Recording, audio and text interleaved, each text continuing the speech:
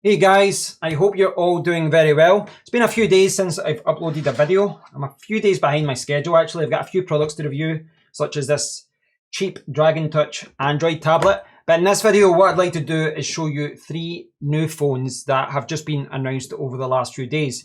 And these phones are very appealing and something that you might want to keep your eyes on. So the first one is the Microsoft Surface Duo, which as you can see here, it's available for pre-order today. This is something which has been rumored for the last few years. It's an open secret, really, and it kept getting put back, but they have finally developed it. It is available for pre-order now. And this is the announcement post, but if you go to that's the UK website, it doesn't seem to be available there yet. If you go to the USA website, you can see that it is available for pre-order. Now, price-wise, they're saying it's about $1,399 in the USA, $1,400. I think it's rumoured to be €1,200 in Europe, so my guess is £1,100 in the UK. This is not cheap. This is not a cheap device, but look at it. This is a phone and it's a tablet in one, and that is something that I am willing to pay a premium for. Now, even if you think that's too expensive, I think it's a good thing that this is coming out because it might give a few other companies a kick up the bum to release their own versions of this. So we might see some cheaper options out later on, but this looks appealing to me. I'm a big fan of the Microsoft Surface series, despite the fact they're expensive. Now, I don't want to play this video in full because this is something you can do yourself. I'll leave a link to this page so you can check it out, but you can see really what this is all about here. It's a phone, a big phone, but it opens up and it's a big tablet. It's an 8.1 inch tablet. So I really do like the concept of this. And this is nothing new. I mean, I know Samsung came out with the Galaxy flip phone and all that last year, but I really do like the look of this. And I think software wise, Microsoft will be on the ball with this as far as how they set it up. So it looks really good. It really does look really good. And you can see you have your two apps at once. And yeah, I'm just a fan of this concept. I really do think this is a practical solution. It means that you don't really have to have a tablet as well because you've got this all the time. Now, it is expensive. And I do think there are some sacrifices. You can see I've highlighted this as well. This has got a Snapdragon 855. Now, that's still a good CPU, but it's also the 2019 CPU, not the 2020. So I'm a little bit surprised they didn't go for a Snapdragon 865. They went for an 855, maybe to cut costs. I don't know. You can see some of the features there. 8.1 inch, that's when it's opened up. 6 gigabytes of RAM and a 3,577 milliamp battery, which I don't know what battery life is going to be at this point. To me, that seems a little low considering there's two screens. It could be an issue. I'm not sure. I'm just kind of reading between the lines here. Gorilla Glass 5, Snapdragon 855, like I said. So it's got 128 gigabytes of storage, 6 gigabytes of RAM, but there is a 256 version, UFS 3.0. So, you know, the drive that's in there, the solid state drive should be quick. Now, here's the interesting thing. You might not have noticed it there, but there is only one camera. This doesn't have cameras in the front and cameras in the back, which makes sense because this can flip open.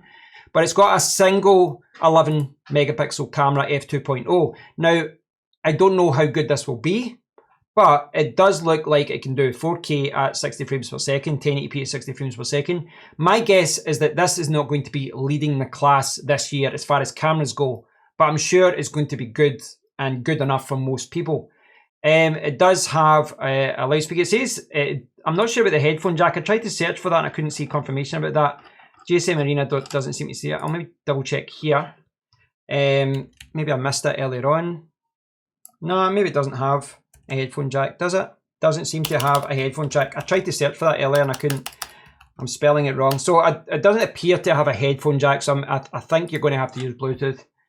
It's always difficult at this stage. I try and research things and try to confirm, you know, what the features are. But this is the official specs page. You can see 250 grams, dual pixel sense screen, AMOLED display, Gorilla Glass 5. So they're saying the battery life, go back to the battery life issue, they're saying up to 27 hours of talk time, 10 days of standby time. I don't know, I just don't see how a battery that small was powering two screens. I hope I'm wrong here. But the specs wise, it kind of misses the mark maybe with the cameras, but it is an expensive device. No doubt about it, this is an expensive device. but I like it, and I this is something I could see myself buying. I do like the idea of this. The only concern I have at this point is that the actual phone is a lot. It's not too much bigger than regular phones, I guess you could say, but it's a little bit taller, a little bit wider as well. So that's certainly going to be an issue, but it's not as bad as carrying around a full-size tablet. Now, there has been a couple of announcements from Xiaomi. I always pronounce this wrong. Let's just say Mi. They had a couple of announcements this week because they've released two phones, the Mi 10 Ultra, and this is the official announcement here, but let's look at the specs page. This is it here. Now, this has been released at, it says 650 euros here. I think it was about that, $650, $700 as well. And this looks excellent. And it's already topped DxO Mark's mobile phone camera test. It's got the best result, 130 there. You always kind of read between the lines with this. I don't think there's a lot between the top phones here, if I'm honest. But it certainly looks like it's got a fantastic camera. So, looking at some of the specifications here, 6.67 inch screen, sorry, 8 to 16 gigabytes of RAM and a 4,500 milliamp battery. This does have a Snapdragon 865, which is there. Android 10, it's MIUI 12. That's what I've got on my phone as well. And you can see there's a lot of different options there. It's got UFS 3.1 for storage, but there's 128, there's 256. And then there's these other options, 256 with 12 gigabytes of RAM and 512 with 16 gigabytes of RAM. And obviously the prices of those ones will be more expensive. Personally, I would just go for the cheapest option. I think 8 gigabytes of memory is enough. I think 128 gigabytes of storage is enough, but there are other options there.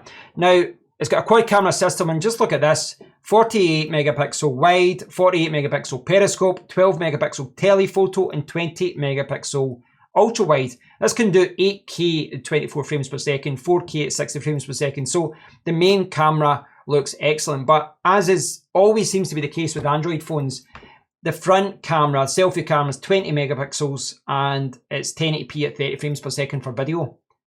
It's always weird that they've got 8K in the back and still only 1080p 30 in the front. I don't know. I'd like to see 4K in the front if they're offering that in the back as well. So yeah, it's got a large battery, but if you look at the charging here, 121 watts charging, wireless charging at 50 watts, which is insane. 10 watts for reverse wireless charging if you're charging someone else as well. But if you look at this here, 41% in 5 minutes, 100% in 23 minutes. I mean, 120 watts, that's more than an Apple MacBook, which is like 100 watts. That's insane. That's insane. And at 650 euros, this is, to me, one of the best flagships to get this year. Just from a specifications point of view, I've not tested the phone. I don't know about the software and all that yet. But from a specifications point alone, to me, this looks like one of the best flagship phones of the year. If you consider price, take that into consideration as well. But Xiaomi have also released the K30 Ultra. This is a mid-range phone, but this is arguably the better buy. Now, I was trying to find the official announcement for it. I couldn't find the announcement page for it there. I was looking for it. But it's on GSM Arena. And you can see, just like the Mi 10 Ultra, it's got a 6.67 inch screen. It's got, I'll talk about the cameras in a second, but it's got 6 or 8 gigabytes of RAM and it still has a 4,500 milliamp battery. So very similar size and all that. You've got the pop-up camera and all that as well. Now, if you go down here, you can see it doesn't have a Qualcomm CPU. It's got a MediaTek, where is it there? The MediaTek Density, or Dimensity, as they're calling it, chipset octa-core CPU. Now, I don't know how that performs against like Snapdragon 765s, etc.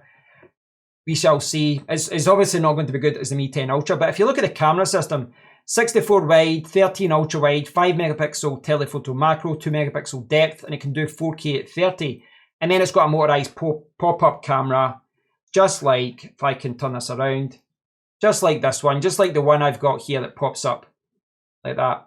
So that's exactly it. It's probably, the same setup with that. So you might be thinking, well, this isn't great. I mean, it looks like basically it looks like a Poco F2 Pro clone. Looks like, like other phones have designed. It doesn't look like anything's really jumping out here. But it does have that 4,500 milliamp battery. It does have 33 watt charging. And the one thing I forgot to say, the Mi 10 Ultra as well, I forgot to mention the screen. It's got a 120 Hertz refresh rate. 120 Hertz. That's amazing. And it's an OLED display. I apologize, I forgot to talk about display. An OLED display, 120 Hertz, 800 nits. And the K30 Ultra AMOLED, 120 Hertz as well. So this is a 120 Hertz phone as well. Now, the big thing for me of all of this with the K30 Ultra, the big thing that €250 for a mid-range phone, quad camera system, pop-up camera at the front, it can do 1080p, etc. It's got the fast charging, it's got a nice display, 120 Hertz, €250. So it's going to be, what, $300? That is amazing. So the reason I wanted to talk about all of these phones, I think that Microsoft are really pushing technology forward here. And yes, they're not the first to release a flip phone. Samsung are releasing a second flip phone very shortly, actually. But I think the way that Microsoft have done this is really, they've kind of more went into the tablet category as far as how it opens up, etc. It's a bigger solution. And I think with their experience with the Surface range, they're more in a place to really optimize the software and how it all works. So I'm really interested in the Microsoft Surface Duo, from buying it, but also just from encouraging companies like Xiaomi to release something similar as well. So we might hopefully in a year's time, we'll see phones like that, phone tablet hybrids like that at a much lower price point. But I'm also interested in the Xiaomi phones. I mean, I think, you know, for €650, as I was saying, for the Mi 10 Ultra, it's got an OLED display, 120 Hertz. It's got a good size battery. It's got what looks to be an amazing camera system. That looks like it could be one of the best flagship phones this year. But as far as phone of the year, they might actually beat out the Mi 10 Ultra with their own K30 Ultra. I mean, I think from a value point of view, what you're getting with the Redmi K30 Ultra is amazing. €250, $300, whatever it's going to come out at. I think it's amazing. Now, I've not touched upon all the features and all the specs of all these phones. I was kind of rushing through them, but I think all these phones are pushing technology forward, and it's good to see that they are coming out. So, as always, guys, hope you've enjoyed the video. I'll leave links to all of these websites so you can investigate this more yourself, but let me know what you think about all of these phones in the comment area. Till next time, guys, take care.